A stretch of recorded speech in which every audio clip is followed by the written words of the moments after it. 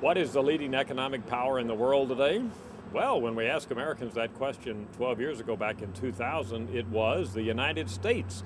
In fact, about 2/3 of Americans volunteered the U.S. That was followed by Japan, and then way down there at just 10%, China. Fast forward to today, we've asked the question several times between 2000 and now, but in our most recent iteration, it is China. A majority of Americans, 53%, say China is the leading power in the world.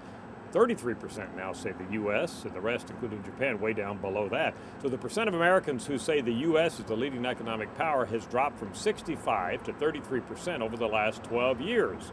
Boy, what a change. We also ask Americans what country they thought would be the leading economic power 20 years from now, and it is China, but by not quite, as you see in front of you, the same margin as we find when we ask what's the leading economic power today.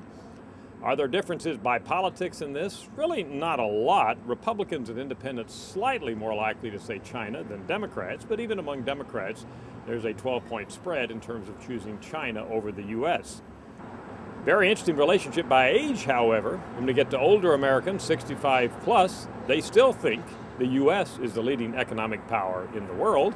But if you go down to younger Americans, 18 to 29, only 23% say that the U.S. is the leading economic power. So older Americans hold on to the perception that the U.S. is number one economically.